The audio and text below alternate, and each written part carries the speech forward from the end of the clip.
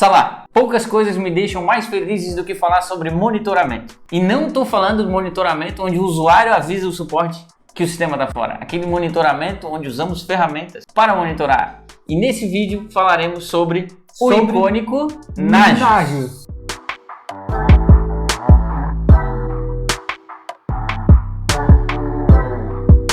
Olá, eu sou o Padre Fábio de Mello e esse aqui é o Padre Marcelo Rossi. E hoje vamos falar sobre monitoramento. O Padre Marcelo Rossi é especialista em monitoramento, não é? Então, Rossi, monitoramento, confesso que é uma das áreas dentro da parte de administração de servidores, essa parte de infra, que mais me deixa com prazer de trabalhar. Sabe, tu ir lá, pegar um host, eu quero monitorar a CPU, memória e disco desse cara. E décadas atrás... É porque tu tem uma experiência nisso, né? Tem uma longa experiência em monitoramento. Por quê? Porque eu lembro que eu trabalho muito com monitoramento, com a ferramenta no qual vamos falar hoje. Que eu defendi com unhas e dentes, é isso que tu quer dizer? Que era a melhor de todas, porque tu só conhecia essa, não é? Me lembro. Beleza. Os teus amigos te avisavam. Qual ferramenta que tu usava na época? Na época, por influência... De quem? Do... tá. Ele até dava liberdade pra gente escolher a nossa ferramenta, mas tinha que ser a que ele queria. Então a gente usava a que ele queria. Que era o... famigerado. O icônico. O old school. O raiz. Escrito em Perl. Não era escrito em Perl. Não. O Nagios. O Nagios. Escrito em cartão perfurado.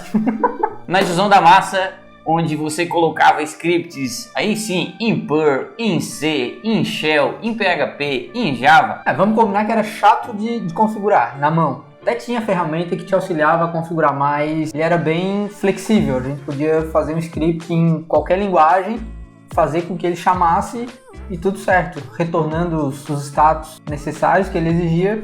Hoje a gente fala mal, mas na época também falava mal, mas usava. Só que o legal do Nagios é que ele era muito flexível, então cada empresa que tu ia, que alguma pessoa trabalhava com aquilo, era uma distribuição dos arquivos animal, assim. Tinha gente que criava um arquivo host, colocava todos os hosts lá dentro, tinha um que criava um arquivo por host, tinha um que criava uns services. Nossa, era o... É verdade, tinha gente que botava tudo no mesmo. Tinha. Nossa. Não, acho que isso não tinha. Um arquivo de configuração com 27 mil linhas.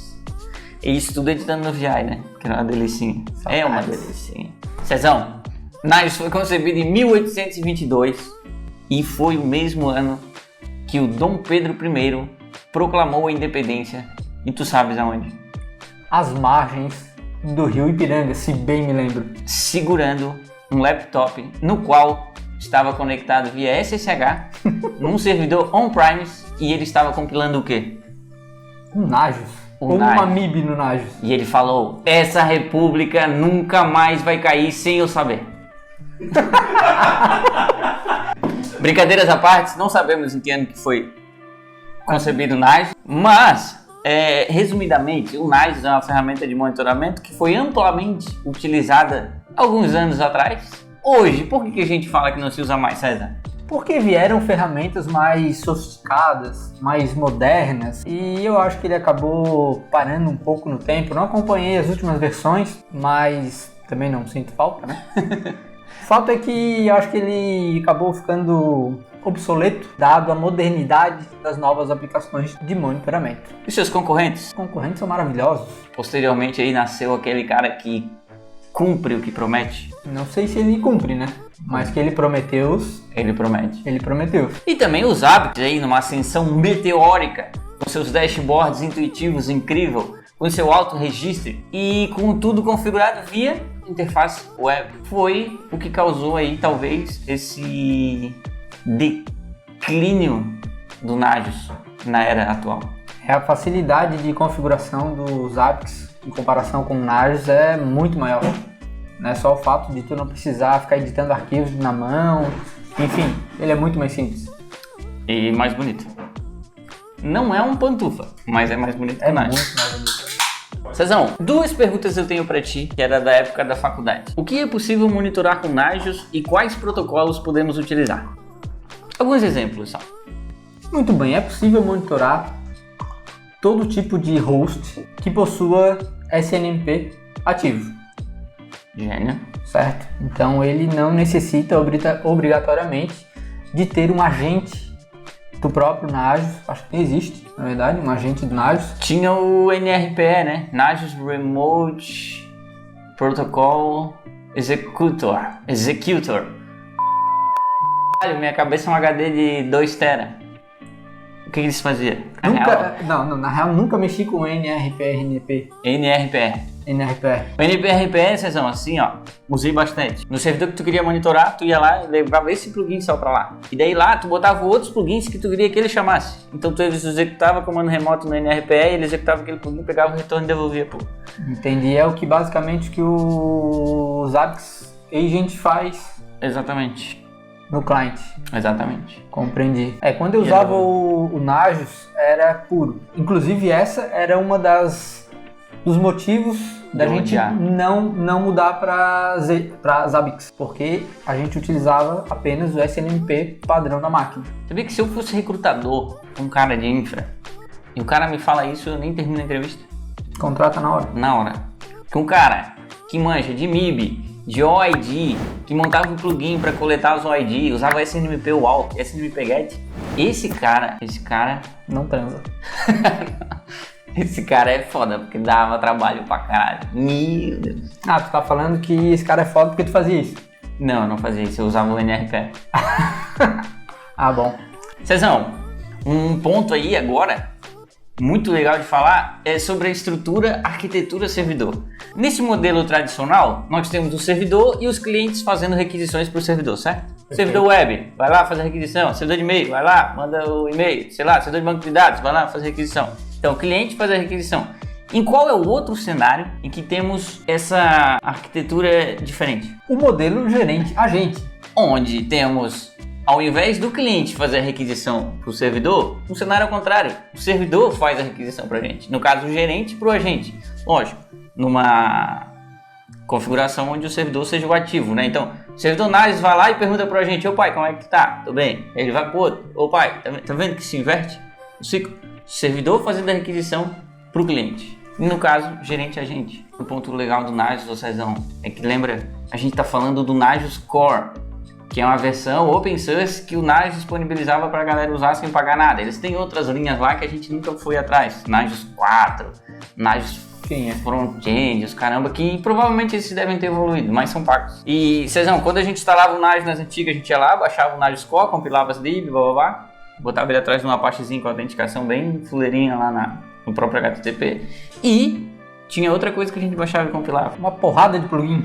Uma porrada de plugin que para verificar serviços como HTTP, banco de dados, processos rodando, checar se um processo está rodando. Memória, disco, I/O, enfim.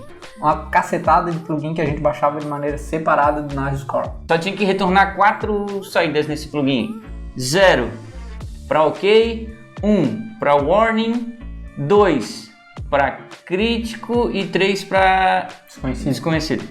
Exatamente. Caramba, eu tô buscando no meu HD aqui uma área desfragmentada que Tu era um fanboy do Nagios, eu lembro? Tô até com saudade. Obrigado. Pra lembrar de tudo isso não pode ser qualquer um. Enfim, o teu plugin você tinha que retornar isso e adicionar algumas métricas e daí tu botava na interface do Nagios. E realmente era muito simples porque tu podia desenvolver um script para checar a tua aplicação especificamente lá para que fizesse uma requisição na API ou qualquer tipo de conexão, retornando esses status que o Gui falou, conectava com o Nagios e perfeito.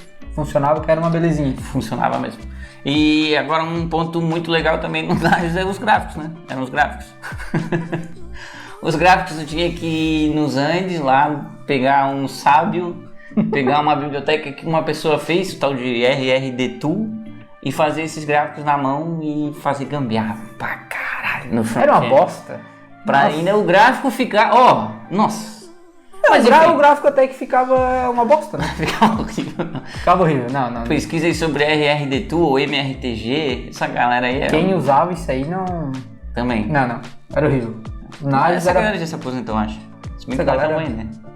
Não, mas tu não usava o gráfico do Nagios. Eu usava. Habilitava lá, configurava com o MRTG, daí tinha uns bagulhinhos que tu botava na Chrome pra ele ficar lendo e gerando o gráfico. Sério, pô? Nossa, aí até me deu saudade do Cacti. Nossa, cara. Se você quer um vídeo sobre o cacti, que não é aquela planta que passa sede no deserto, comente aqui embaixo. Queremos vídeo sobre o cacti. Não, vocês não vão querer um vídeo sobre cacti. Eu quereria. Eu quereria com Pantufa e com o Cezão. Pede aí. Pantufa e Cezão, vídeo do cacti. Eles usavam muito. Outra coisa. A gente vai trazer uma planta. Dá like. Se inscreve. O que é um cacti? Dá like. Se inscreve. Dá joinha. Badalo do sucesso. Comenta. E o mais importante.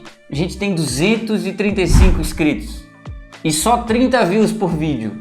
Sabe o que isso significa? Que ninguém tá mandando pra ninguém esse vídeo. Nem o YouTube pros nossos inscritos.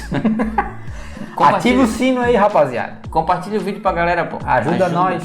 Senão a gente só vai ficar fazendo videozinho pro Instagram dançando. Padre Marcelo, o que tu acha de a gente mostrar um live demo do Nages? Eu acho uma puta ideia. Vamos fazer? Bora? Vamos mostrar então. Abre o navegador aí e vamos mostrar conhecimento pra esse pessoal que nasceu no Docker. Bora lá. Bom, aqui a gente está no nagescore.demos.nagios.com, no qual nos apresenta algumas credenciais para a gente logar. Credenciais essas que a gente pode acessar como um usuário administrador, acesso de somente leitura, acesso de um usuário avançado, mas não administrador, e um acesso de um usuário comum, que o nome é Joe. Vamos acessar como admin para mostrar as funcionalidades administrativas do Nagios. Mostra-me, ilumina-me, ó sábio. Aqui temos o Nagios Admin. Tu deu Ctrl+C, Ctrl+V, Nagios Admin, tá digitando. Aqui temos a tela inicial do Nagios. Essa tela maravilhosa. Inclusive... E o UX que se dedicou aí uns 2 meses para desenvolver esse layout. Uma coisa linda. Por que tu não me dá um overview tático? Bom, para um overview tático, André Guilherme, basta a gente clicar aqui em Tactical Overview. Gênio! Aqui temos a tela com um overview tático, no qual nos mostra os hosts, os serviços e outros detalhes a mais. A mesma sensação de quem acessou pela primeira vez essa merda. Então, César, nessa tela, onde tem ali os eventos, temos a flutuação a detecção de flutuação, que é para ver se o host saiu e voltou, caiu e voltou ou não. Mas só para resumir bem rapidinho, isso aqui é o seguinte: os caras disponibilizaram uma demo da interface que seria tu instalar um servidor, configurar ele para ficar monitorando a tua infra. Então aqui nós temos 3 servidores down, aqui onde o Cezão está passando a seta, e temos 50 servidores up. E 6 esperando algum tipo de... na real estão desativados. Cezão, nessa tela aí do Nagios, como é que era meu dia a dia? Eu ia lá e clicava em services. Essa tela vai te dar saudade. Essa tela aqui, para quem usava Nagios, é a melhor amiga do homem. Que tu não precisava nem ler o que tá escrito, tu ia só pela cor. Tá tudo verde, beleza. Agora tu vinha um amarelo, já dá uma geladinha. Que daí tu dava uma olhada no host, sabe o que era. Agora, quando ficava... Explica para minhas colunas, Cezão. Vermelho.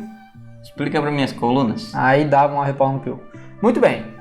Primeira coluna é o host, ou seja, qual o ativo que você está monitorando. Esse host pode ser um servidor, pode ser uma impressora, pode ser um roteador, pode ser um switch.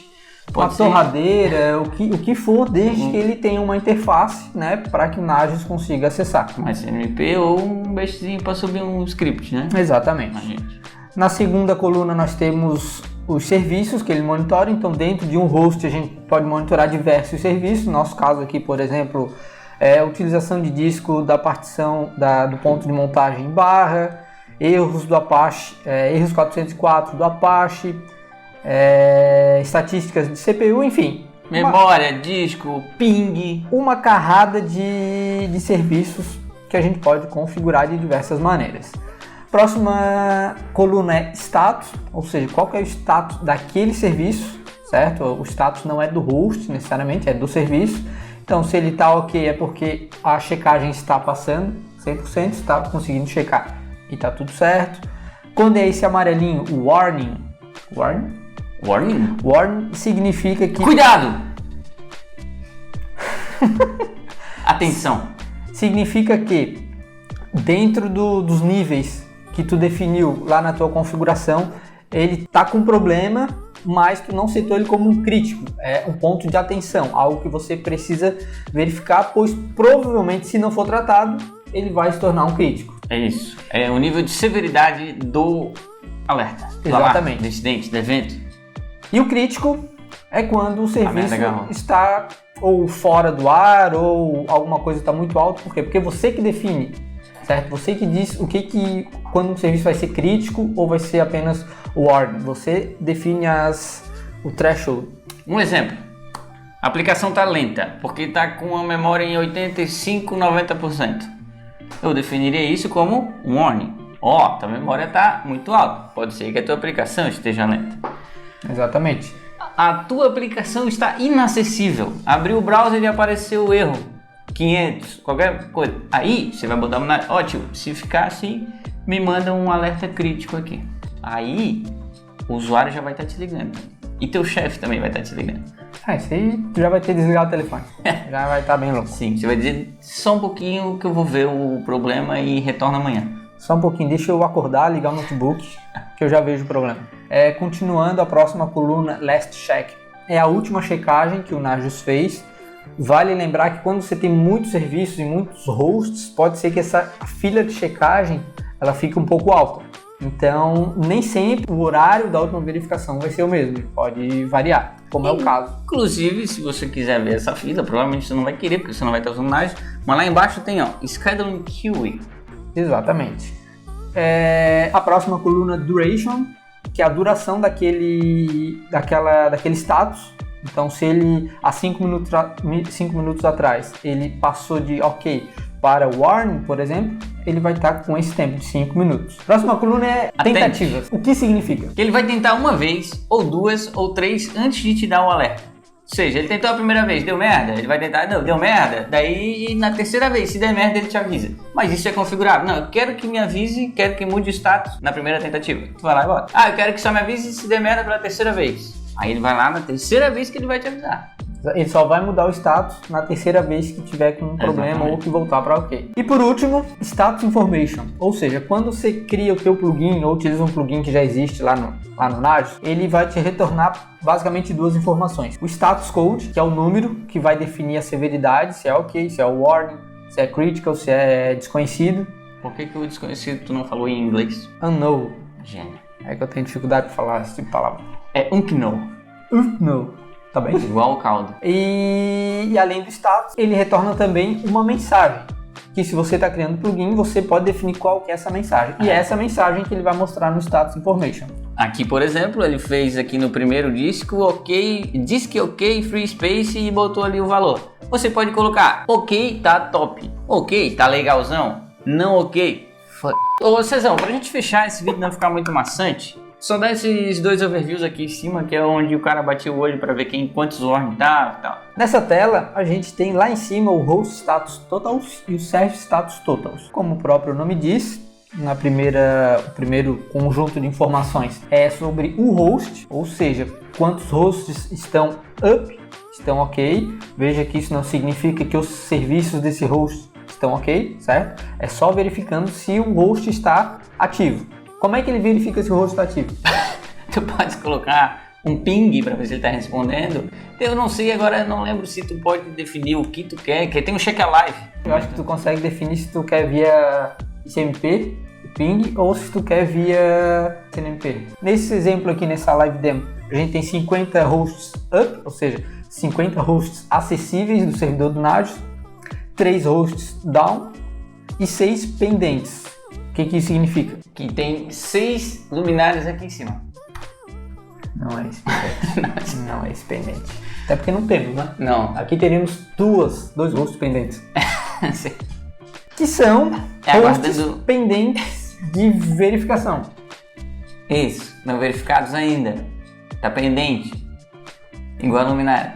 E o segundo conjunto de informações lá em cima se referem-se aos serviços. Obviamente que se os serviços estão OK, o host daquele serviço precisa estar OK, senão o Nagios nem conseguiria encontrar. Mas nesse caso aqui a gente tem 761 hosts, serviços que estão OK, 105 serviços com severidade warning, 5 desconhecidos, ou seja, que ele não conseguiu verificar o serviço ou que retornou um status ou algo que o Nagios não reconheceu, 127 criticals, 7 pendentes, ou seja, tá pendente de verificação. Parece o nome de uma banda, né? 127 Criticals. Fechou!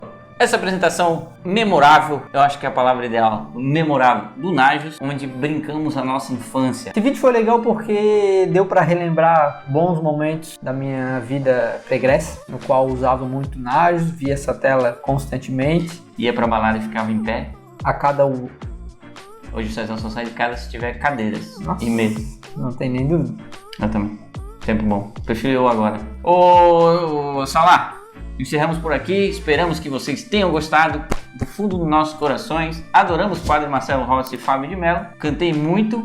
Tem Quando eu anjos tava... voando neste lugar. Cantava muito pra esses padres quando abria a tela do Nagios.